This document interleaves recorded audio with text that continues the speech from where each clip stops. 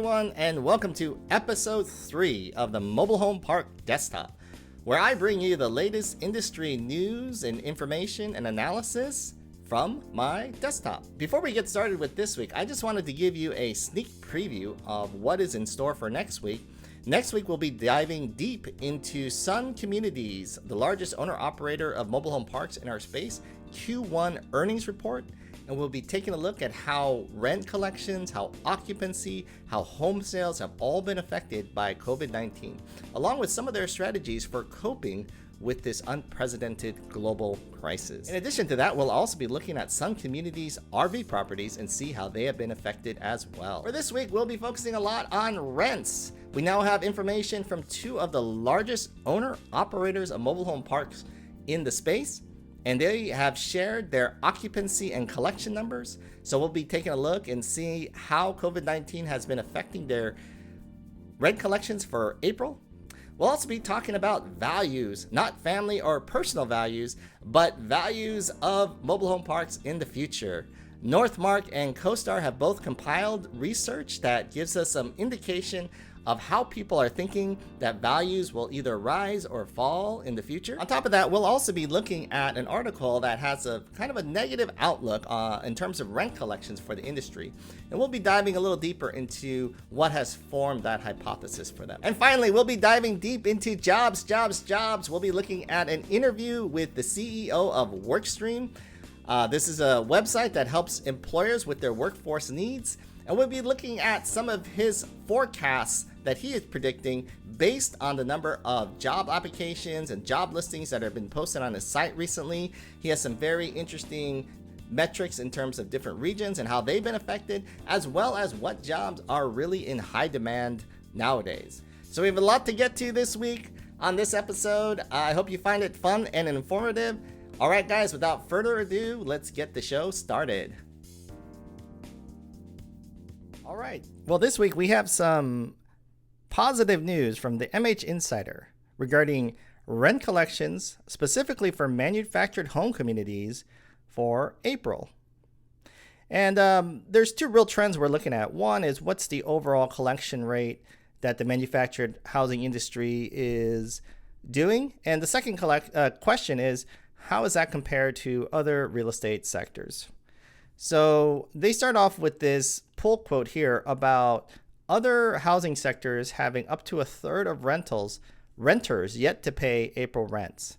So that's one stat. We'll look into that later. I'll look up the article that they're referencing regarding that. As far as how things are going within the mobile home park industry, this quote from Sam Landy, who's the president of UMH Properties, which we talked about a few times on the weekly show. UMH is the third largest publicly traded REIT in the mobile home park space. And the news from him is, as of the end of the week, 86.6% of April rents has been paid, and we're allowing anyone who has lost their job because of the virus, they don't have to pay their rent extending into May as needed. So that's a good sign. 86.6% have been paying. Now let's turn to California. This is from Newport Pacific's Maria Horton. She manages 4 communities in Southern California. She said even among communities with the area's most affordable rents, residents have paid April rent or have communicated when or how they would pay. Of the 479 home sites in the park she oversees, 448 residents, or 93.5%, had paid during the first week of April. So what she's saying here in the first part is that even though the rents at her communities are among some of the most affordable rents, meaning that her residents are probably among the lower income earners within the area, 93.5% had paid during the first week of April, which is a fantastic number. And now let's turn to Georgia. So this is David Roden, who is associated with SECO. I believe he's one of the organizers, but don't quote me on that. But he had 75 home sites occupied and said he's given residents until the 15th of the month to pay in April. All but 5 are able to pay April rent, and others have indicated when and how they will pay. So again, 5% collections loss for that month seems like a pretty good number. So right now we're seeing some very positive signs across the industry. According to this article, surveying 3 different communities in different areas of the US. Some more interesting news on rents comes to us from Northmark. I also talked about their sales reports that they had put out in February and March in episode 2. So you can go back and listen to that and see the numbers in terms of what they saw, closings happening as well as new listings. So Northmark has put out this 2020 client survey. And in this survey, they've asked their people that they've worked with who are owners of manufactured housing communities. And you can see here the breakdown of the respondents. So you have 45% of the respondents have 20 plus years of mobile home park experience, 10 to 20 years of mobile home park ownership, 5 to 10 years, 1 to 5 years, less than 1 year. You can see the breakdown 45, 16, 8, 28, and 1. So a lot of the people who have responded to this survey have been in the industry for many years. In terms of average number of communities, it looks like the bulk have between 2 and 5 communities. That's about 41%. Or between 1 and 15, that would make up 40, 66, 86, 86% have between 1 and 15 communities. So here are the questions that they wanted to ask. At a property level, which strategy are you implementing for rent collections in your mobile home community? Collecting rent, business as usual. So 86.67%, so almost 87% said they haven't really implemented any strategy. So this 86.67% shows that a lot of community owners feel like there's a lot of robustness here, that there's a lot of ability for their residents to pay. And that's why they haven't gone out of their way to institute some sort of payment plan or payment program or anything of that nature. There are about 10% who said they have been delaying rent payments for April, but it seems like the vast majority of mobile home park owners have decided it's just business as usual. Another interesting aspect of the survey here, you could see in this paragraph, they said 4 out of 5 survey respondents reported that fewer than 10% of their residents had called seeking rent relief or rent reduction. So that's another good sign of robustness within the industry. Doesn't seem like a lot of residents have been calling and asking for any type of reduction. It's another positive sign.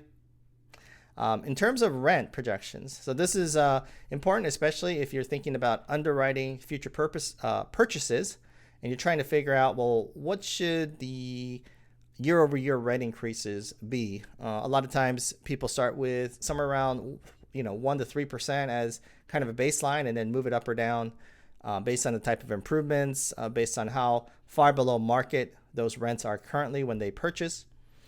But it seems like for the most part, 67% are not expecting to change rents. So they're not expecting any kind of increase in rents. And 15% say that they are perhaps expecting a slight decline. So if you look at this side of the chart and you see, well, on the right side, 10% are expecting to increase. That means about 90% are expecting either to stay the same or to have a slight reduction in lot rents going forward. So that's something for you to keep in mind as you're underwriting future deals. It seems like the general consensus, at least according to this survey, is that we should not be underwriting really huge increases in rents. As of today, what percentage of your tenants have called seeking rent relief and or rent reductions? So 80% said less than 10%. So that's something that talked about earlier. As of April 14th, where do you anticipate collections to be on your communities? So this report was obviously put out before April 14th. And so they were asked to project forward. And 48% said that they expected about 90% or more to be collected. So this is interesting because now we're getting into kind of pricing expectations going forward. And this is something that's on everyone's minds. How should we be pricing deals going forward? What sort of premium or discount should we be asking for as a buyer, as a seller? I'm sure you're thinking, well, do I need to give a discount if my property continues to perform? So in general, where does the market land on this? And according to the survey here, given the current volatility in the market, where do you think property values will be in 12 months? So 32% say it's going to be unchanged.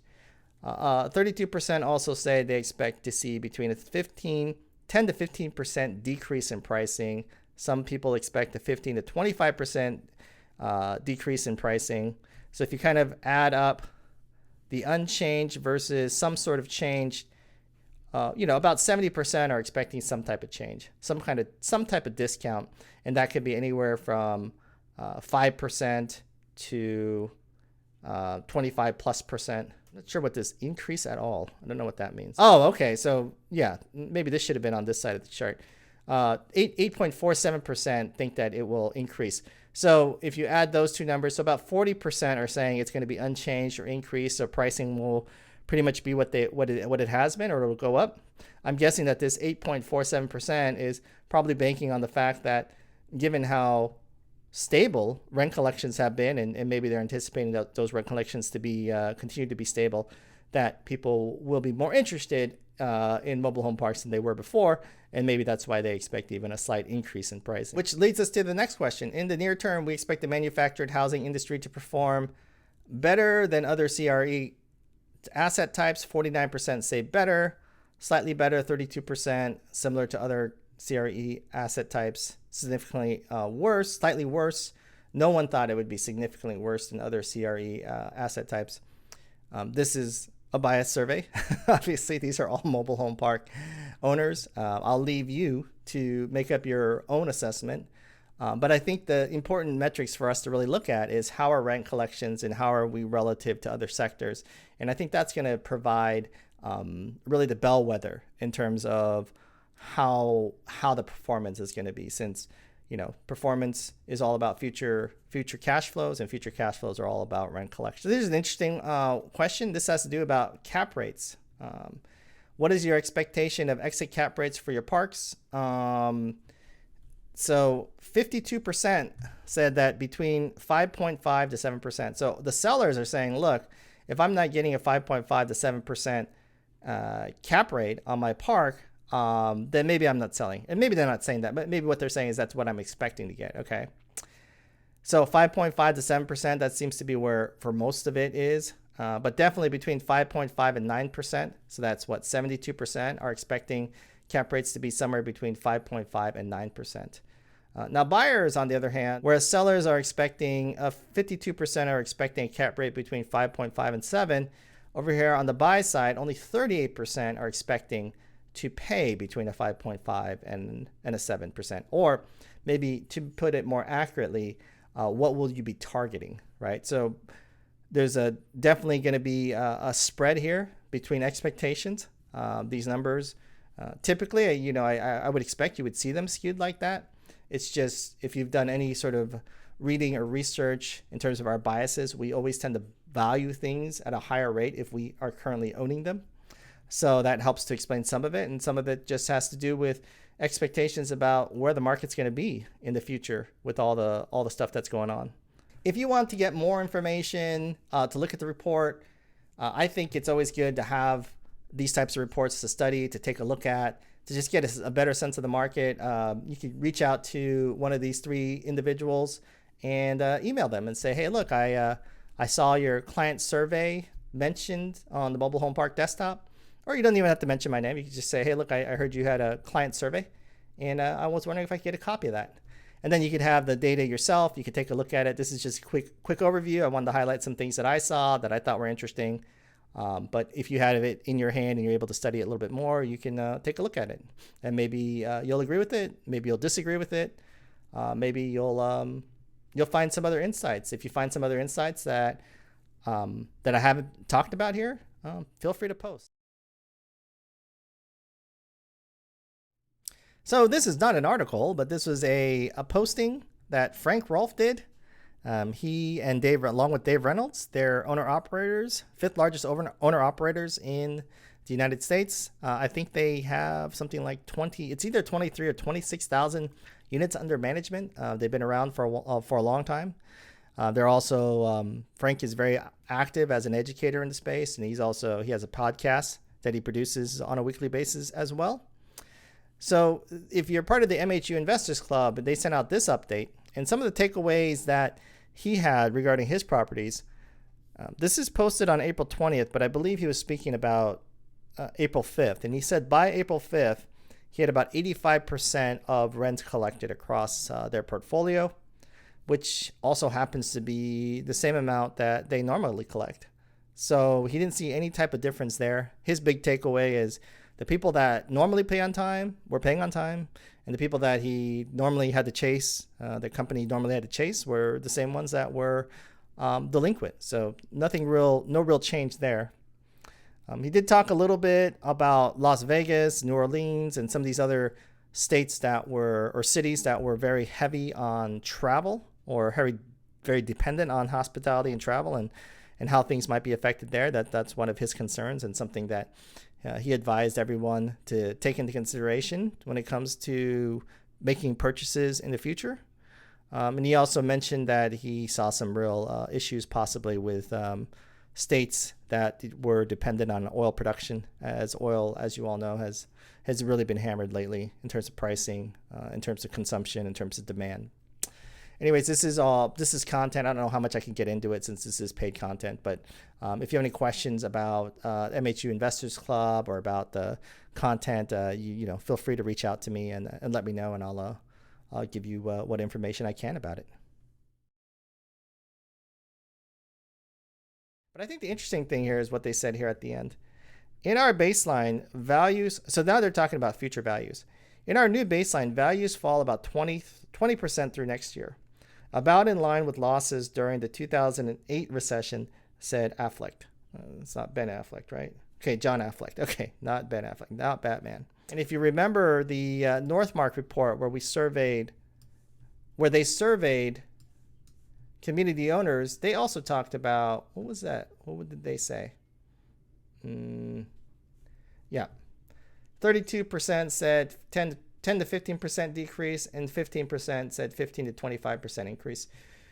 So this survey of owners that Northmark did with regard to the mobile home park industry is somewhat similar to what CoStar is reporting in regards to the apartment market.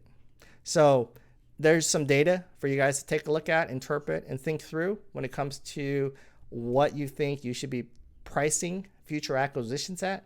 Well, here's some data that's saying that they're expecting around a 20% drop in pricing, and we'll see if that bears out, and we'll see whether or not, if you're a buyer, whether or not sellers will agree with your pricing estimates.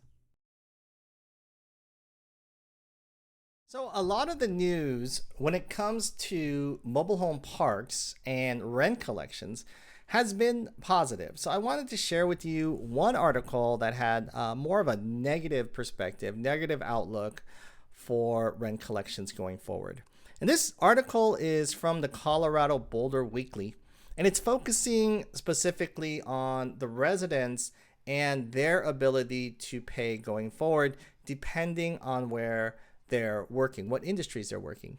They highlight, for example, that there is a mobile home park where most of the residents are musicians, and the musicians are living on gig work, and because people aren't gathering, they're not getting any gigs.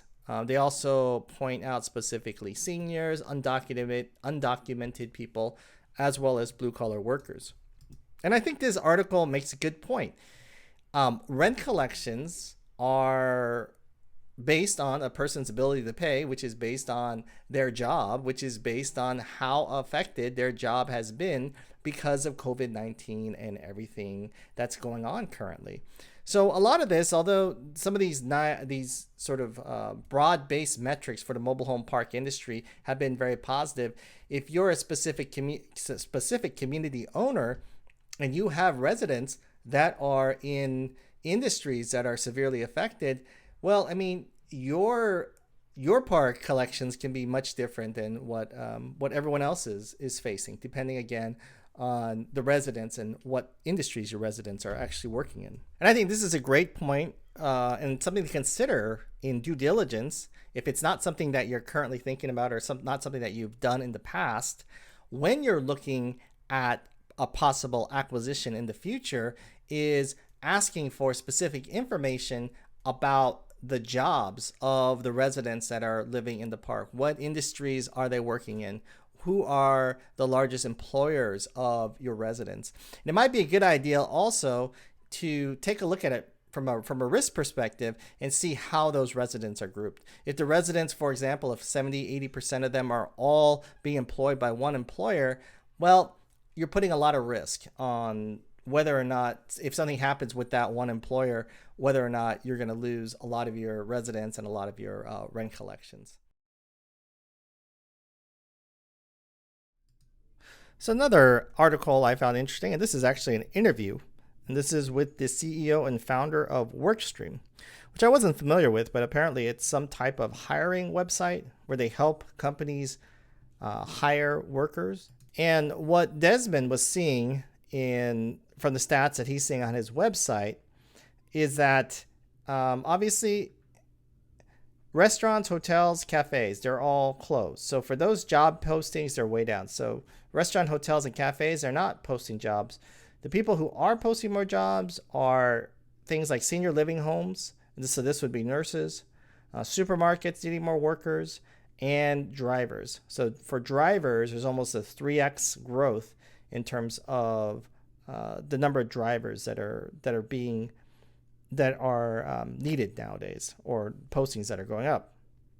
In terms of wages are mostly flat, although in certain roles like nurses, which are high risk, wages have gone up slightly because they have to be on the front lines dealing with the virus and all that stuff. He said from a regional standpoint, so this was interesting, New York and the Bay Area hiring was down. So for the Midwest and South, and particularly in the South, he had this stat that only about half the restaurants and hotels are closed out in the South, that they were not as affected by all of this, and they're actually holding strong in terms of employment.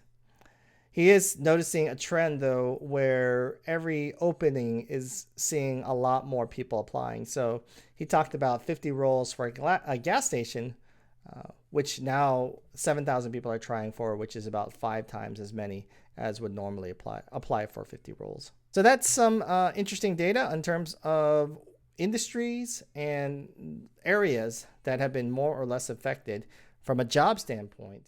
Okay, folks, that's it for this week's episode of the Mobile Home Park Desktop. I know we went a little long this week. I am going to work on trying to condense the information and make it a little bit shorter. I think a lot of it just has to do with me and being able to say things quicker.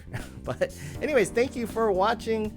Hope you found value. If you did, please like or subscribe to my YouTube channel.